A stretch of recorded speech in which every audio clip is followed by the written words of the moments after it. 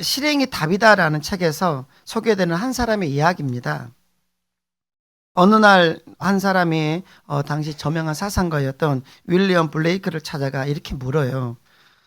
선생님, 위대한 사상가가 되려면 어떻게 해야 합니까? 그러자 블레이크가 이렇게 말합니다. 많이 생각하십시오. 대답을 들은 이 사람은 이제 마치 보물을 얻은 듯 집으로 돌아왔어요. 그리고 하루 종일 움직이지 않고 천장만 바라보면서 생각만 했습니다. 한 달이 지나자 이 사람의 부인이 이제 이 블레이크를 찾아왔어요. 선생님, 제 남편이 선생님 만나고 돌아온 뒤부터 식사도 하지 않고 온종일 침대에 누워서 오로지 생각만 하고 있습니다. 제발 제 남편 좀 어떻게 해주세요. 이제 그 부인과 함께 블레이크가 그 집을 방문해요. 그러자 남자는 뼈만 앙상하게 남은 상태로 침대에 누워서 퀭한 눈으로 천장만 응시하고 있었답니다. 블레이크를 보자 이 사람이 가까이서 일어나더니 이렇게 물어요. 선생님, 저는 그동안 더 이상 생각할 수 없을 만큼 생각을 했습니다. 위대한 사상가가 되려면 도대체 얼마나 더 생각해야 하는 겁니까? 그러자 블레이크가 이렇게 대답했다고 해요. 제가 깜빡 잊고 한 가지 말씀드리지 않은 게 있습니다. 따라서 하세요. 행동하지 않는 사람의 생각은 쓰레기다. 여러분, 이 말입니다. 행동하지 않고 오직 공상만 하고 생각만 하는 사람의 생각들, 이거 뭐라고요? 쓰레기다. 이 말을 블레이크가 했답니다. 잘 알려진 것처럼 오늘 본문은 행함이 없는 믿음은 어떤 것이다라는 행함 없는 믿음에 관한 이야기가 오늘 본문이에요. 그리고 행함이 없는 믿음에 대해서 야고보는 딱 한마디로 이렇게 이야기를 해줍니다. 자, 보세요. 14절입니다. 14절. 다 같이 읽어볼까요? 내 형제들아, 시작. 만일 사람이 믿음이 있노라 하고 행함이 없으면 무슨 유익이 있으리요? 그 믿음이 능히 자기를 구원하겠느냐? 자, 야고보는 그냥 단도직입적으로 물어요. 야, 행하지 않고 나 믿는다라고 하는 그것만 가지고, 그 믿음, 그것만 가지고 그 사람이 능히 구원 받을 수 있을까? 여러분이 제가 묻겠습니다. 구원하겠습니까? 이것이? 아니면 구원은커녕 어떤 유익이 있을까요? 행함이 없는 겁니다. 행동하지 않는 믿음이 어떤 유익이 있겠느냐라는 거예요. 결론은 없다라는 겁니다. 행함이 없는 믿음은 구원할 수 있는가? 아니, 없습니다라는 것. 그래서 보세요. 야고보는 20절에서 계속 이렇게 이야기합니다. 허탄한 사람아, 행함이 없는 믿음이 헛것인 줄을 알고자 하느냐? 행함이 없는 믿음은요, 헛믿음이랍니다. 그래요, 여러분. 앞서 말한 것처럼 행동하지 않는 사상은 쓰레기인 것처럼 행함이 없는 믿음은 헛것이라는 겁니다. 아무런 유익이 없다라는 거예요. 오늘은 아마 여러분이 이야기를 듣다 보면 조금 그래? 라고 생각하는 것들이 있을 수 있어요. 잘 들어주시길 바랍니다. 자, 행함이 없는 믿음은 유익이 없어요. 시간이 흐른다고 해서 행동하지 않는 믿음을 갖고 시간이 흐른다고 해서 그 사람에게는 어떤 변화도 일어나지 않는다라는 겁니다. 다시 말해서 믿음을 가진 후, 나는 믿음을 가졌어. 믿음을 가진 후 오랜 시간이 지났지만 행동의 변화가 지속적으로 그에게 일어나고 있지 않다라면, 어떤 좋은 행동의 변화가 일어나고 있지 않다라면, 아니 자신의 그 믿음으로 인해서 행동이 변화가 일어나는 것을 보일 수 없다라면 그의 믿음은 헛것 아니면 죽은 것이다라고 야고보는 그냥 말하고 있는 거예요. 그 믿음은 헛것이다. 그러면 중요한 질문은 이겁니다. 지금 나는 참된 믿음을 가지고 있다고 지금 생각하고 있는데 내게 그런 참된 믿음이, 진짜 믿음이 있다라면 여러분에게 묻고 싶은 거예요. 그 믿음으로 인한 행동에, 여러분의 좋은 긍정적인 행동의 변화가 여러분 주변 사람들에게 지금 보여지고 있는가? 나는 믿고 배운 대로, 깨달은 대로 지금 뭐예요? 행동하고 있는가? 행동하려고 노력하고 있는가? 만약 이런 것이 없다라면 지금 내가 자신하는 내 믿음은 혹시 죽은 것은 아닌지, 헛믿음은 아닌지 두려움 속에 고민해 보아야 된다는 이야기를 오늘 본문은 제 이야기가 아니라 주님은 우리에게 요구하고 있는 거예요. 그런데 안타깝게도 목사로서 저는 살아오고 있지만 이런 고민, 내가 지금 참된 믿음을 가지고 있는가? 참된 믿음을 가지고 있다면 나는 지금 행동의 변화가 내게 나타나고 있는가? 이런 고민을 하는 성도들이 많이 없더라. 이게 안타까움이에요. 아니, 오히려 답답한 것은 자신의 믿음을 너무 과대평가하고 있는 사람들. 자기 문제가 뭔지를 깨닫고 그리고 변화하고자 노력해야 사람이 변할 텐데 문제가 뭔지도 모르는 성도들이 많더라. 왜 이렇게 되었을까요? 저는 오늘 그것을 우리가 믿음이라는 것에 대해서 세 가지 엄청난 착각을 하고 있기 때문에 그렇다고 생각합니다. 그게 오늘 말씀의 제목입니다. 위험한 착각. 그래서 믿음과 행함에 관한 첫 번째 주제로 우리가 믿음이라고 생각하는 것에서 위험한 착각 세 가지를 여러분과 지금 이야기해 보려고 하는 겁니다. 오늘 그 주제입니다. 우리가 믿음에 관해서 착각하는 첫 번째 착각은 무엇이면 따라서 하겠습니다. 지적인 동의가 믿음이라는 착각. 지적으로 내가 동의하는 것이 믿음이라고 착각하는 거예요. 자, 보세요. 왜 믿음을 가졌다는 사람은 많은데 그 믿음으로 인한 변화는 없느냐라는 거예요. 사실 이것은 목사들이라면 목회자들은 다 고민하는 겁니다. 왜 변하지 않을까? 라는 이야기입니다. 이유는 간단해요. 그 사람, 변화되지 않는 사람, 인격이 변하지 않고 입술이 변하지 않고 삶에 살아가는 패턴이 변하지 않는 그 사람은 왜 변하지 않는 거냐면 이유는 오늘 본문을 주제로 이야기하자 보면 이유는 단순합니다. 답은 단순해. 뭡니까? 그 사람의 믿음이 참된 믿음입니까? 아니면 헛된 믿음이니까? 죽어있는 헛된 믿음이니까 그렇다라는 거예요. 다시 말하면 가짜 믿음을 진짜 믿음인 것처럼 착각하고 있어서 그렇더라. 그 이유는 그 무엇인가? 지적인 동의를 믿음이라고 착각하고 있더라. 본문 19절을 보세요. 내가 하나님은 한 분이신 줄을 믿느냐? 자, 이건 하나님 유일신입니다. 하나님만이 참 신이라 그 말입니다. 하나님 한 분만이 유일신 참 신이라는 것을 내가 믿느냐? 우리에게 묻는 거예요. 여러분 믿죠? 네, 잘합니다. 잘하는도다. 잘했다 하잖아요. 근데 문제는 그 다음입니다. 뭐가? 귀신들도 이거를 믿고 떠느니라. 여러분, 하나님이 유일한 하나님이시라는 것을 누가 믿고 있다고요? 귀신도 믿는답니다. 여러분, 귀신은 어떤 존재인가요? 하나님을 대적하는 존재입니다. 그런데 이 귀신들이 누구를 믿어요? 지금 하나님을 믿는다라고 야고보는 말하고 있습니다. 그가 하나님을 믿어요. 그것도 뭐라고요? 하나님만이 참신, 유일신이라는 것을 누가 믿어요? 귀신이 믿는답니다.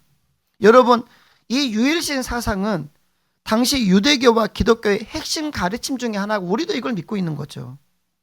그런데 뭐예요? 그리스도인, 성도가 아닌 귀신이 기독교의 핵심 교리를 뭐예요? 지금 잘 지식적으로 알고 있다, 모르고 있다? 알고 있단다. 알고 있다. 여러분, 마귀가 하나님에 대해서 이런 지적인 믿음을 갖고 있다는 증거는 여기만이 아니에요.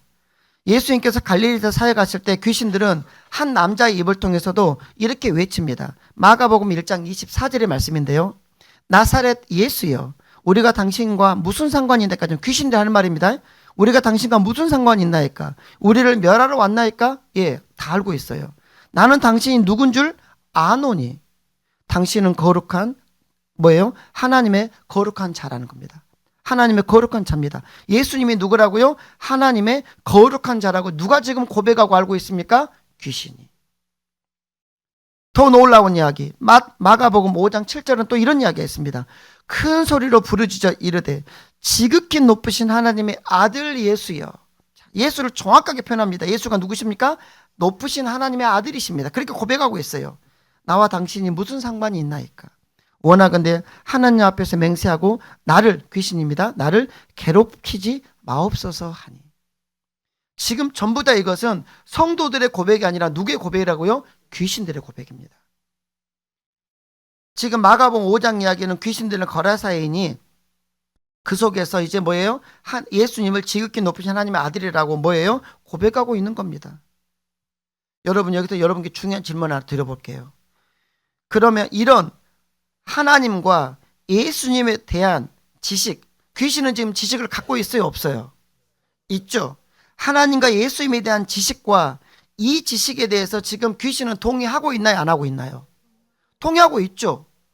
말했잖아요. 당신은 하나님의 거룩한 하나님의 아들이다. 우리를 괴롭히지 마라. 제발 나를 좀 내버려 두라. 예수님이 하나님이 그렇게 할 수 있다는 걸 다 알고 믿고 있다는 겁니다. 동의하고 있다는 거예요. 무슨 말입니까? 귀신은 지금 하나님과 예수님에 대한 지식도 가지고 있고 그 지식에 대해서 자발적으로 이놈들이 뭐라고 했어요? 동의도 하고 있습니다. 그럼 물어볼게요. 이게 믿음인가요? 여러분, 이런 믿음을 가진 귀신이, 그럼 우리는 더 직설적으로 여쭤볼게요. 구원받았다고 말할 수 있나요? 이게 중요해요. 야고보서는 그 구절만 가지고는 참 어려운 성경입니다. 보세요. 이런 믿음을 가졌다고, 이런 믿음에 대한, 하나님에 대한, 예수님에 대한 지적인 동의를 한다라고, 그 믿음이라고 이 귀신이 구원받는가? 아니, 못 받습니다. 귀신은 구원받지 못해요. 그런데 문제는 뭡니까? 우리가 그런 믿음, 일면 귀신 같은 믿음, 다시 말해서 나는 복음에 대해서, 예수에 대해서 다 알아. 그런 지적인 동의를 하는 믿음을 가지기만 하면 우리는 구원받았다라고 뭐하고 있다고요? 착각하고 있는 거예요. 폴 오셔라는 사람은 그의 책 회심에서 이렇게 이 부분을 쓰고 있습니다. 이 그대로 읽어드릴게요. 잘 들어보세요. 현대 복음주의를 정직하게 평가하자면 이 시대는 귀신들처럼 보배로운 믿음에 관한 지식을 지닌 그리스도인이 수두룩하다. 그들은 그리스도와 그분의 사역을 알고 있고 편의에 따라 그 사실을 편리대로 고백하기도 한다. 여기서는 그리스도인들이 많으면 고백하고, 여기서는 고백하기 애매하면 고백하지 않고 편의대로 고백하더라. 여기에서는 제사상에, 정치인들이 제사상에 가서 절하고, 여기서는 그러지 않고 편리대로 믿음을 고백했다 말았다 하더라. 그러나 그들은 귀신들처럼 구원받진 못한 상태다. 더구나 귀신들은 자신들이 구원받지 못했다는 사실을 알고 있지만 그들은 그 사실조차 알지 못한다. 회심이라는 책에도 쓰고 있는 이야기입니다. 여러분, 충격적이지 않아요? 귀신들은 적어도 지들이 구원받지 못했다는 사실, 앞으로 구원받지 못한다는 사실은 정도는 알아요. 그런데도 믿는다면서 삶에 아무런 변화도 없고 믿음의 행함도 없이 그리스도와 주를 그냥 아는 정도의 지식만 있으면 우리는 이렇게 확신합니다. 나 구원받았어. 정말일까요? 진짜 구원받았을까요? 착각하고 있는 거예요. 당시의 교인들처럼. 그래서 야고보는 말합니다. 이걸 부연해 줍니다. 15절로 17절. 만일 형제나 자매가 헐벗고 일용할 양식이 없는데 너희 중에 누구든지 그에게 이르되 자 평안히 가라, 덥게 해라, 배부르게 하라. 지금 배고파요. 아무것도 못 먹었어. 너무 가난해서 아무것도 못 먹어서 지금 헐벗고 굶주리고 있는데 배불러라. 왜? 밥 좀 사 먹어. 라고 하며 그 몸에 쓸 것을 주지 아니하면 행함이 없는 겁니다. 행함이 없으면 무슨 유익이 있으리요? 이와 같이 행함이 없는 믿음은 그 자체가 무엇이다? 죽은 것이다. 여러분, 지금 내 주변에 있는 형제 자매가 도움이 필요한 사실을 알고 있어요. 알고 있으면서도 그에게 쓸 것을 주지 않는 이 사람. 근데 이 사람은 지식은 있습니다. 아, 이 사람 지금 배고프구나. 아, 이 사람 벗고 있구나. 이 사람 지금 뭔가 필요가 있구나. 이걸 지식적으로 알아. 그리고 동의도 했어. 아, 이 사람 배고프니까 뭐. 근데 어떻게 해요? 그 지식만 가지고 말만 하는 거야. 배불러라. 덥게 해라. 옷 좀 입어라. 그리고 어떤 것도 그 지식에 기반된 어떤 행위도 이 사람에게는 없어. 해주지 않아요. 밥 한 끼 사주지 않아. 그리고 말만 해. 그러면 야고보는 묻습니다. 야, 그러면 그 지식에 기반된 그 사람의 그 말로 된 그 믿음이 이 헐벗고 있는 형제나 자매에게 유익이 되겠니? 우리 다 압니다. 아무런 유익 안 된다라는 거. 이 믿음은 진짜 믿음 아니라는 거예요. 사랑하는 여러분, 혹시 지금 우리의 믿음이 이런 지적 동의만 머물러 있지는 않는지 묻고 싶다 그 말입니다. 지적 동의는 지식일 뿐 믿음은 아니더라. 두 번째 착각 따라서 하겠습니다. 감정적 반응이 믿음이라는 착각. 감정적인 어떤 반응입니다. 자, 보세요. 말씀드린 것처럼 복음에 대한 지적인 동의는 구원받는 믿음은 아니라는 겁니다. 다행히 요즘은 어지간한 성도들은 이제 그냥 이렇게 머리로만 믿는 것, 지적인 동의만을 갖고 하는 것은 아니다라는 정도는 알고 있는 성도들도 꽤 있습니다. 근데 안타까운 것은 뭐냐면 여전히 믿음 가진 이후의 삶의 변화와 행함이 없음에도 불구하고 자신은 믿음이 있다고 생각하는 사람들이 많다라는 거예요. 여러분 잘 보세요. 성경을 보면요. 출애굽기도 그렇고 예를 들면 로마서 2개만 가지고 보더라도 믿음의 이야기만 갖고 있는 건 아닙니다. 출애굽기도 어찌 보면 12장까지는 믿음에 대한 구원에 대한 이야기라면 그 이후에는 믿음을 가진 자들의 삶의 이야기를 하고 있어요. 구원 이후의 이야기. 로마서도 4장까지가 어떻게 구원받는지에 대한 믿음의 이야기라면 그 이후부터는 너희가 믿음을 가졌어? 그럼 믿었어? 그러면 그 이후에는 믿음을 가진 자의 삶은 이러이러해야 된다는 이야기를 쓰고 있습니다. 성경은 그렇게 구성이 되어 있습니다. 근데 우리는 어디만 머물러요? 앞에서 머물러. 이렇게 하면 구원받는데 이런 이야기만 하지 그 뒤에 믿음 있는 사람은 이렇게 살한다, 이렇게 산다, 이렇게 산다는 이야기는 우리는 잘 듣지를 않아요. 왜요? 그것은 행동을 요구하고 있기 때문에. 그러니까 무엇입니까? 지식의 수준에서만 머물고 있더라라는 이야기입니다. 그리고 뭐라고요? 안타까운 것은 여전히 믿음 이후의 삶의 변화가 없음에도 불구하고 많은 성도들은 나는 엄청난 믿음을 갖고 있다라고 지적 동의만으로 믿음을 갖고 있다고 생각하는 사람들이 너무 많더라는 것. 왜요? 그거는 말씀에 반응하는 자신의 감정에 좀 속고 있는 겁니다. 설명을 드려볼게요. 무슨 말입니까? 설교를 듣거나 우리가 성경을 보거나 아니면 기도를 할 때 우리 안에 감동이라는 게 와요. 그렇죠? 여러분도 설교를 듣다 보면 우리 안에 감동이라는 게 올 겁니다. 흔히 우리는 그걸 뭐라고 말합니까? 은혜 받았다라고 말해요. 은혜 받았다고 말하게 되는 이 감정적인 발언, 그렇게 살면 안 되겠네. 감사하네. 하나님께 정말 하나님 나를 이렇게 살리셨다고, 나를 이렇게 구원하셨다고 너무 감사하다. 그러면서 우리 안에 그런 감정적인 반응이 올라와요. 우리는 이것을 뭐라고 생각하는 겁니까? 그것만 있어도 우리는 믿음이 있다라고 착각해 버린다는 겁니다. 이건 감정적인 반응이거든요. 자, 보세요. 우리가 말씀을 들을 때, 지금 설교 시간이니까 설교를 들을 때 오는 그런 감정적인 반응이 참된 믿음의 시금석이 될 수 있을까? 자, 보면 다시 19절을 보세요. 보면 19절. 자, 내가 하나님은 한 분이신 줄 믿느냐? 잘하는도다. 귀신들도 믿고, 자, 따라서 하겠습니다. 떠느니라. 떱니다. 잘 보세요. 여기서 귀신들이 이 말씀에 대해서 어떻게 반응하고 있다고요? 지금 나 떨고 있니? 떨고 있습니다. 떨어요. 여기서 떨다라는 이 원뜻은 무엇이냐면 단순히 그냥 몸소리 치는 게 아닙니다. 이 원뜻은 무엇이냐면 하나님의 임재에서 오는, 하나님이 그냥 임재하시는 겁니다. 하나님 앞에서 오는 그 억누를 수 없고 통제할 수 없는 격렬한 떨림을 의미합니다. 굉장한 겁니다. 하나님의 임재 가운데 느끼는 그 엄청난 격렬한 떨림이에요. 그 떨림을 누가 떨고 있다? 귀신이 떨고 있다. 이건 감정적인 극한의 상태입니다. 즉, 이 말은 무슨 말이에요? 19절은요. 마귀들은 우리의 정통 교리를 잘 알고 동의하고 있을 뿐만 아니라 하나님의 임재 앞에서 격렬한 감정적인 반응도 뭐하고 있어요? 보이고 있어요. 그거를 19절을 한 구절로 쓰고 있는 겁니다. 그러면 또 물어볼게요. 그럼 이 귀신들의 믿음이 참된 믿음이라는 거지. 진리에 압도되어서 터져나오는 감정의 변화를 경험하고 있다면 그 사람은 참된 믿음을 가진 사람이라고 말할 수 있는 자라는 겁니다. 아니에요. 야고보는 그래서 19절 다음 20절에서 이렇게 딱 결론을 짓습니다. 허탄한 사람아. 그것이 믿음이라고 믿고 있는 그 사람들에게 허탄한 사람아. 행함이 없는 믿음이 헛것인 줄 알고자 하느냐?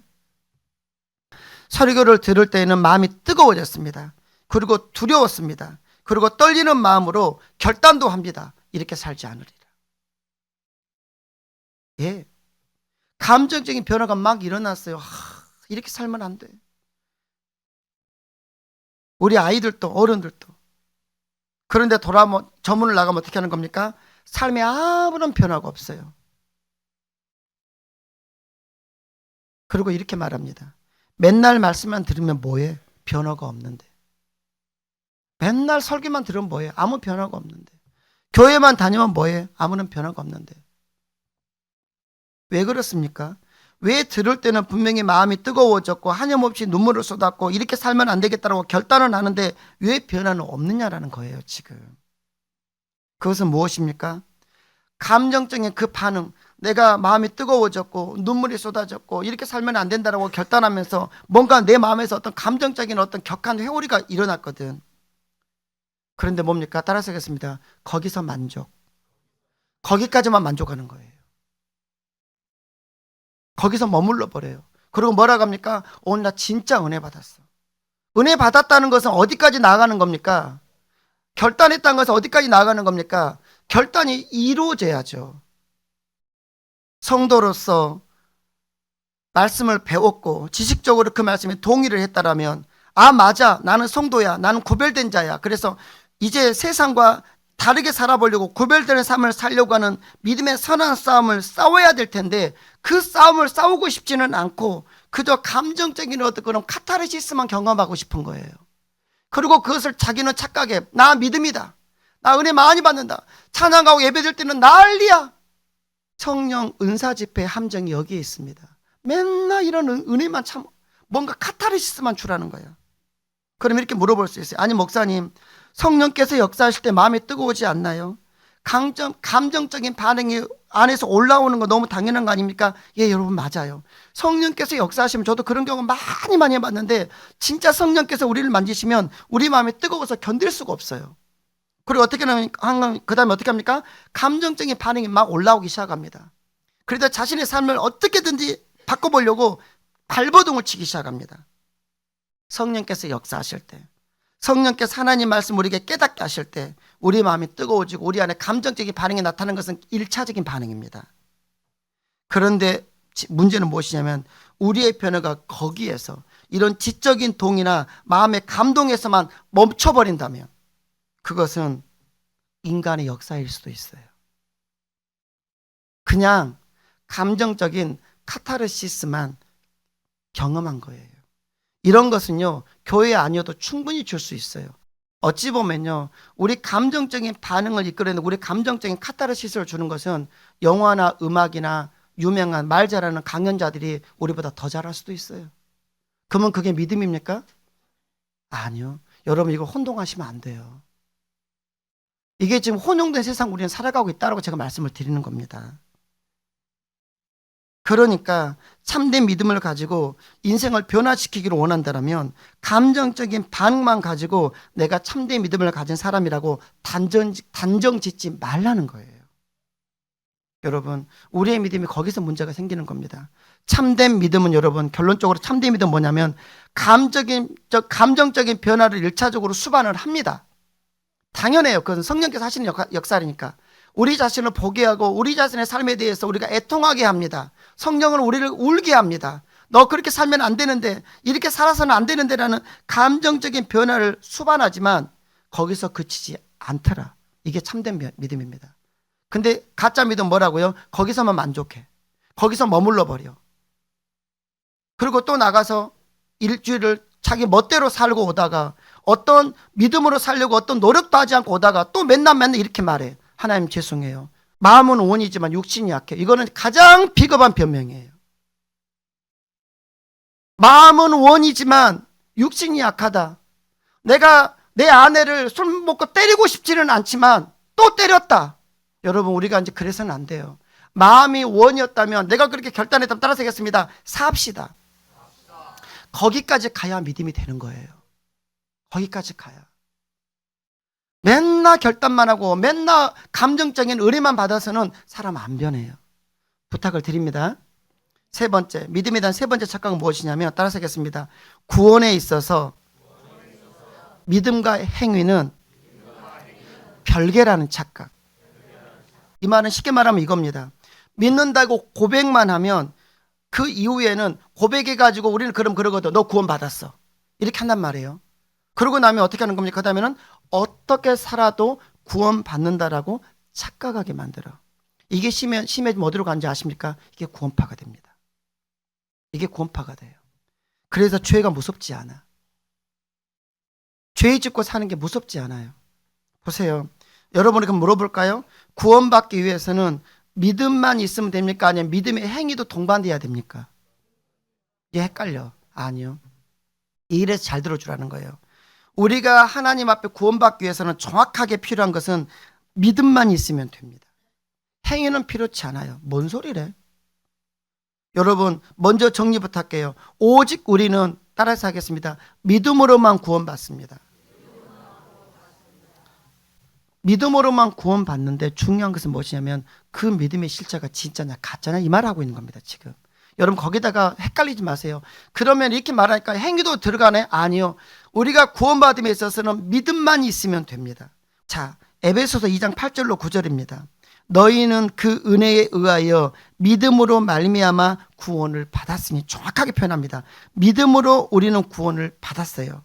이것은 너희에게서 난 것이 아니요 하나님의 선물이라. 자, 행위에서 난 것이 아니니 이는 누구든지 자랑하지 못하게 함이라.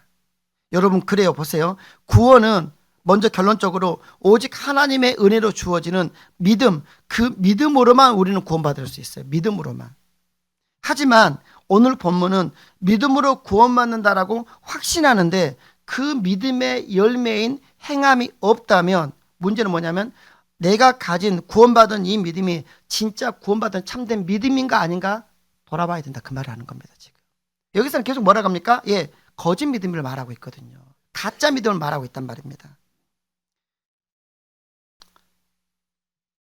여러분 참된 믿음에는 그에 맞는 행위를 반드시 낳게 됩니다. 자, 본문 22절을 보세요. 22절. 자, 시작. 내가 보거니와 믿음이 그의 행함과 함께 일하고 행함으로 믿음이 온전하게 되었느니라. 예, 믿음과 행함은 어떤 관계가 있냐면 함께 움직인답니다. 별개가 아니라는 거예요. 우리는 뭡니까? 믿음과 행함을 띄워보려고 그래요. 그리고 왠지 구원의 문제에 있어서 행위를 갖다가 말하려면 굉장히 부담스러워합니다. 그런데 여러분 성경 분명히 말합니다. 믿음이 그의 행함과 함께 일한다. 함께 움직인다. 아니 더 정확하게 말하면 행함으로 참된 믿음을 증명하며 믿음을 온전하게 한다라는 이야기입니다. 이 말씀은 구원의 조건으로 행위가 필요한 게 아니라 구원의 열매, 내가 구원받았다라는 증거로서 행위는 반드시 나타나야 한다라는 이야기입니다. 예, 내가 구원받았어요. 우리는 구원은 믿음으로 받기 때문에 내가 구원받은 사람이라면 내게는 뭐는 있는 겁니까? 참된 믿음은 있는 겁니다. 그러면 내게 참된 믿음을 가지고 내가 구원받았다라면 그 구원받은 증거는 뭐로 나타나야 된다? 말로 나타나야 된다? 아니요. 삶의 행위로 나타나야 된다. 그 말입니다. 즉 구원받았다고 생각하며 살고는 있는데 행위의 변화, 즉 뭡니까? 하나님을 사랑하고 하나님께 예배드리고 어려운 이웃을 사랑하고 돌보고 또 교회나 주의 종들과 하나님의 사람들을 사랑하며 사는 이런 행위들 나타나지 않아. 예배만 드리라고 하면 죽을 만큼 힘들어. 거의 도살장 끌려오는 것처럼 끌려와. 구원받았다고 하는데 하나님을 이제 나의 아버지라고 고백했는데 하나님 앞에 와서 예배드리는 것이 정말 도살장 가는 것만큼 힘들어. 교회, 주의 종들 함부로 해. 아무렇게나 해.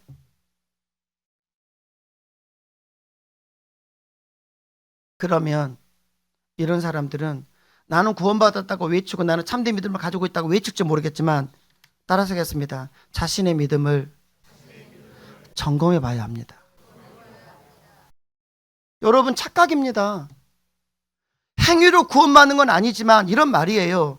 우리 안에 진짜 믿음이 있고 내 안에 진짜 성령께서 우리를 딱 붙잡고 계시면 우리가 할 수 없는 행동이 있단 말이에요. 근데 그것을 아무렇지 않게 해버려. 그 이야기입니다. 여러분 그래요. 믿음과 행위는 분리된 게 아닙니다. 둘은 별개가 아니에요. 따로 띄고 이야기하면 안 돼요. 무엇입니까? 믿음 없이 행위로는 결코 구원은 못 받아요.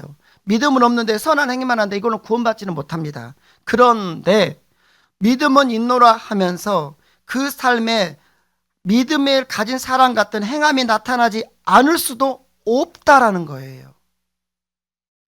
이게 이해가 되십니까? 네. 이거는 뭐하고 똑같습니까? 마치 보세요. 잘 들어보세요. 뿌리, 나무의 뿌리는 그 나무의 생명이자 근원이잖아요. 뿌리 없는 나무가 어디 있어요? 다 죽지. 그래서 뿌리는 나무의 근원이자 생명인 것처럼, 근데 그럼 나무의 열매는 무엇입니까? 그 나무가 살아있다는 증거입니까? 죽어있다는 증거입니까? 살아있다는 증거예요. 살아있는, 뿌리가 있어서 살아있는 나무는 반드시 뭘 맺는다? 열매가 나와요. 계절에 따라서 잎이 나고 열매가 나온단 말입니다. 죽어있는 나무는 절대로 뭐는 안 나와요? 잎은 안 나와요. 그런 것처럼 우리의 믿음도 마땅히 그 열매인 행함으로 그의 믿음이 살아있는 진짜 믿음이라는 것을 증명할 수 있단다. 이게 야고보서 오늘 이야기입니다. 예. 그래서 우리는요, 행위를 볼 수 있어야 돼요.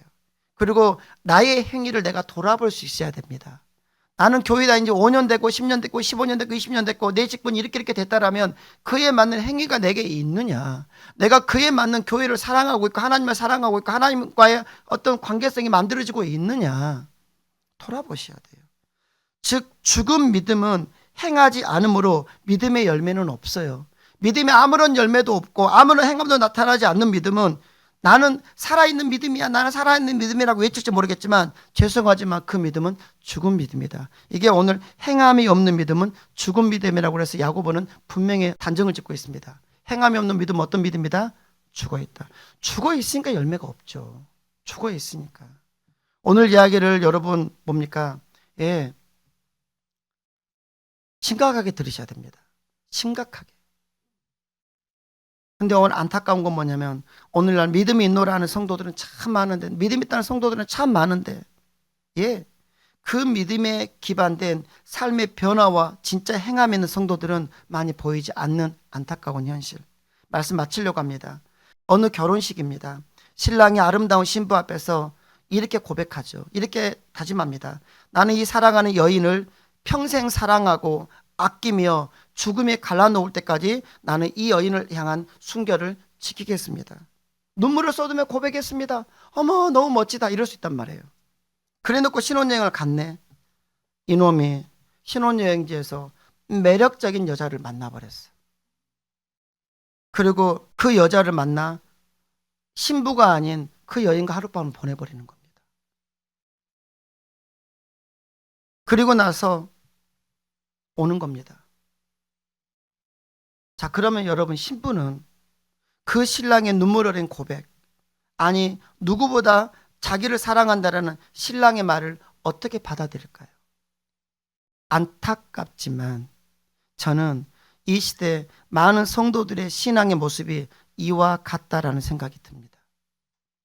믿음이 있다고 하면, 내가 이 신부, 내 아내를 사랑한다고 하면 절대해서는 못하는 행동이 있다, 그 말입니다. 근데 그 행동을 서슴지 않게 하면서도 계속해서 나는 너를 사랑한다, 너를 사랑한다, 너를 사랑한다는 말이 맞냐, 그 말이에요.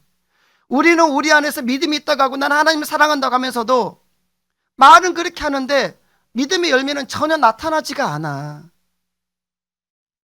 위선자들이죠. 악한 자들이죠.